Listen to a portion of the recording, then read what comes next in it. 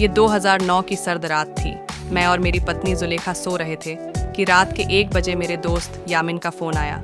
Hello Ali, मुझे बचा लो, ये मुझे मार डालेगी। मैं बहुत हैरान हुआ कि उसे क्या हो गया। मुझे लगा शायद वो मजाक कर रहा है। मैंने कहा, यार ये भी कोई वक्त है मजाक का। नहीं अली, अल्लाह का वास्ता मुझे बचा ले। इस बार उसकी आवाज़ में एक अजीब सा डर था। मैं आता हूँ, मैं अभी। ये कहाँ ही था कि कॉल कट गई। मैं खुद डर गया था। मैं फ़ौरन उठा, जुलेखा को उठाया और अपनी बंदूक साथ ली। क्या हुआ अली, इतने परेशान क्यों हो? जुलेखा ने उठते ही सवाल किया। यार दरवाज़ा बंद करो, मैं यामिन के घर जा रहा हूँ। उसका कॉल आया था, वो बहुत परेशान था। अल्लाह खैर करे, आप आराम से जाना, अपना ख्याल रखना, रात बहुत हो गई है, जुलेखा ने घबराते हुए कहा। मैं जुलेखा को दिलासा देकर जल्दी से गाड़ी स्टार्ट की और यामिन के घर की तरफ निकल पड़ा। यामिन मेरा बचपन का दोस्त था। 2 हफ्ते पहले ही उसकी शादी वानिया से हुई थी और वो बहुत खुश था। आज अचानक ऐसा क्या हो गया और उसे कौन मारना चाहता है? मैं अभी यही सोच ही रहा था कि यामिन का घर आ गया। यामिन का घर शहर से थोड़ा बाहर था, एक बड़े कब्रिस्तान के पास। मैं फटाफट गाड़ी से उतरा और यामिन के घर का गेट खटखटाया। यामिन, यामिन! मैं जोर से पुकारा, लेकिन कोई जवाब नहीं आया। घर में पूरी तरह से सन्नाटा था। मैं भागकर घर के पीछे की ओर गया। वहाँ एक खिड़की खुली हुई थी। वहाँ ताज़ा खून के निशान थे। मैं खिड़की से अंदर दाखिल हुआ। लाइट बंद थी। मैंने मोबाइल की लाइट ऑन की और यामिन के कमरे की तरफ बढ़ने लगा। जैसे ही मैं यामिन के कमरे में पहुंचा, मेरे मुंह से चीख निकल गई। मेरे होश उड़ गए। बेड के पास यामिन खून में लथपथ पड़ा था।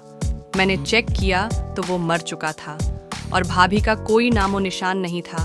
कमरे से खिड़की तक खून के धब्बों के निशान थे जो नंगे पैरों के थे। मैंने फौरन अपने दोस्त मसूद को कॉल किया जो पुलिस में था और उसे पूरी स्थिति से अवगत कराया।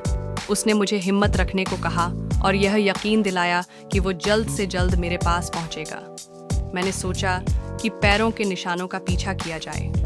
मैं मोबाइल की टॉर्च की रोशनी में निशानों का पीछा करने लगा। निशान पिछली गली से होते हुए कब्रिस्तान की तरफ जा रहे थे। रात के अंधेरे ने कब्रिस्तान को बहुत ही डरावना बना दिया था। मैं अभी कब्रिस्तान के गेट के करीब ही पहुंचा था।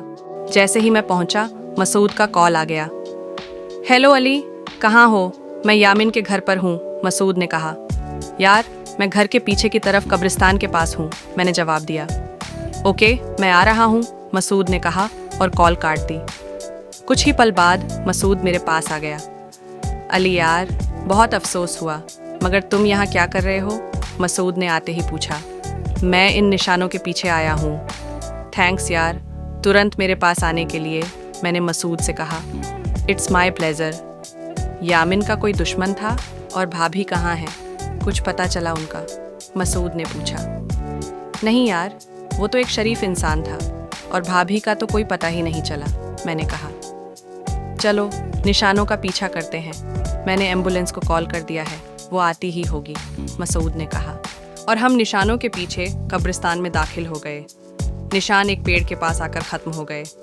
यार निशान तो यहाँ आकर ख़त्म हो गए, मसूद ने कहा। चलो पेड़ के पीछे देखते हैं, मैंने कहा। हम पेड़ के पीछे गए। पेड़ के पीछे एक कब्र के पास का मंजर देखकर हम डर गए। जो हमने कभी सोचा भी नहीं था वो हो गया। वो यामिन की वाइफ वानिया थी जो कब्र के पास बेहोश पड़ी थी। उसके पैर खून से सने हुए थे। ओह माय गॉड, इसका मतलब यामिन का कत्ल भाभी ने किया? मैंने हैरानी से पूछा। देखकर तो मुझे भी यही लग रहा है, मसूद ने मेरी बात से सहमति जताई।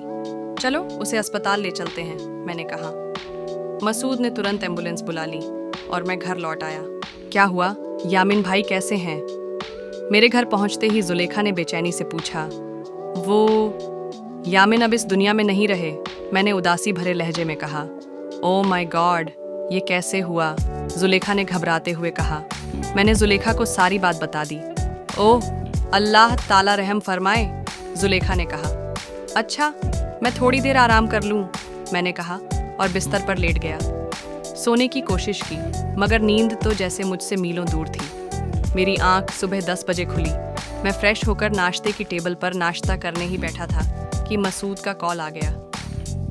यार तुमसे भाभी के बारे में कुछ बात करनी है, थाने आ सकते हो? भाभी को होश आ गया। मैंने झट से सवाल किया। नहीं यार, अभी भाभी को होश तो नहीं आया, लेकिन कुछ ज़रूरी बात करनी है, मसूद ने कहा। ओके, मैं नाश्ता करके आता हूँ। यह कहकर मैंने कॉल काट दी और जल्दी से नाश्ता करने लगा। कुछ ही देर में मैं मसूद के थाने पहुँच चुका था। अस्सलामु अलैकुम, क्या हाल है यार? मैंने थाने के अंदर जाते हुए मसूद से कहा। वलैकुम अस्सलाम, आओ यार, तुमसे कुछ ज़रूरी जानकारी लेनी है भाभी के बारे में, मसूद ने कहा। क्यों, क्या हुआ भाभी को? मैंने जिज्ञासा भरी नज़रों से मसूद को देखते हुए सवाल किया। भाभी के बैकग्राउंड के बारे में जानना है, वो कहाँ से हैं, क्या करती हैं और किस फैमिली से ताल्लुक़ रखती हैं, मसूद ने सवाल किया। मुझे तो सिर्फ इतना पता है कि भाभी के आगे पीछे कोई नहीं है। उनकी फैमिली में सिर्फ उनके चाचा हैं। उनके माँ बाप एक कार एक्सीडेंट में गुजर गए थे, मैंने बताया। यार, सारा मामला देखकर शक तो भाभी पर ही जाता है। मैं इस मामले की अच्छी तरह से छानबीन कर रहा हूँ। अगर कहीं से भी कोई सुराग मिला तो मैं तुम्हें ज़रूर बताऊंगा, मसूद ने जवाब में कहा। मैंने मसूद को खुदा हाफिज़ कहा और अपने ऑफिस के लिए निकल पड़ा। मेरे अंदर गम और परेशानी के मिले जुले जज्बात थे। मुझे बार बार यामिन और भाभी का ही ख्याल आ रहा था कि ये सब क्यों और कैसे हुआ होगा। रात के 11 बज रहे थे। खाने के बाद मैं जुलेखा से यामिन और भाभी के बारे में बात कर रहा था कि अचानक मसूद का कॉल आया। हेलो अली, कहाँ पर हो? जल्दी आओ। क्यों, क्या हुआ? मैंने परेशानी के आलम में मसूद से पूछा। तुम आओ तो सही, मैं तुम्हें सब बताता हूँ। यामिन और भाभी के केस में बहुत अहम प्रगति हुई है। ओके, मैं आता हूँ तुम्हारे पास। यह कहकर मैं तुरंत बिस्तर से उठ गया। क्या हुआ? किसका फ़ोन था? जुलेखा ने सवाल किया। इंस्पेक्टर मसूद का फ़ोन था। भाभी और यामिन के बारे में बहुत अहम जानकारी मिली है, इसलिए उसने मुझे कॉल की। अच्छा ठीक है, अल्लाह खैर करे, अपना ख्याल रखिएगा, जुलेखा ने कहा। तुम फिक्र मत करो, दरवाज़ा लॉक कर लो। ये कहकर मैं फ़ौरन बाहर निकला, गाड़ी स्टार्ट की और मसूद के घर की ओर चल पड़ा। जब मैं मसूद के घर पहुंचा तो वो पहले से ही दरवाजे के पास मेरा इंतज़ार कर रहा था। मैंने गाड़ी पार्क की और मसूद से सलाम दुआ के बाद हम उसकी बैठक में चले गए। अलीशबा, अली के लिए कुछ ठंडा ले आओ। हमारे बैठ जाने के बाद मसूद ने अपनी वाइफ को आवाज़ दी। हाँ तो मसूद, इस केस में ऐसी क्या प्रगति हुई है जिसके बारे में बताने के लिए तुमने मुझे इतनी रात को कॉल किया? मैंने बेचैनी से पूछा। यार अली, हमारे जाने के कुछ देर बाद पास वाले गांव के थाने से कॉल आई। उसे कुछ जानकारी लेनी थी। वहां का थानेदार मेरा कज़न है। बातचीत के दौरान जब मैंने उसे यामिन के केस के बारे में बताया तो वह चौंक गया और कहने लगा कि बिल्कुल ऐसा ही एक केस 3 महीने पहले उनके गाँव में हुआ था। जिस आदमी की हत्या हुई थी उसकी शादी को भी मुश्किल से 2 हफ्ते ही हुए थे। वहाँ भी इसी तरह खून के धब्बों के निशान पाए गए थे, लेकिन हमें वहाँ से कोई सुराग नहीं मिल सका। यह सुनकर मैं तुरंत उसके पास गया और अपने कज़न के साथ मिलकर आज पूरा दिन इन्वेस्टिगेशन की। हमें यह पता चला कि पिछले 3 सालों में ऐसे 10 वाक़ये हो चुके हैं जिनमें शादी के 2 हफ्ते बाद पति की लाश मिलती है और वहाँ पर ठीक वैसे ही खून के धब्बों के निशान पाए जाते हैं। जिसमें शादी के 2 हफ्ते बाद पति की लाश मिलती है और वहाँ पर वैसे ही खून के धब्बों के निशान पाए जाते हैं। ये सुनकर मैं चौंक सा गया और मुझ पर एक अजीब सा डर छा गया। अस्सलामु अलैकुम अली भाई, कैसे हैं आप? अलीशबा भाभी कमरे में दाखिल होती हुई बोली। अल्लाह का शुक्र है भाभी, मैं ठीक हूँ। आप सुनाइए, बच्चे कैसे हैं और आपकी तबीयत ठीक है? मैंने जवाब में कहा। अल्लाह का शुक्र है भाई, सब ठीक है। आप लोग आराम से बातें कीजिए, मैं बच्चों को सुला कर आती हूँ।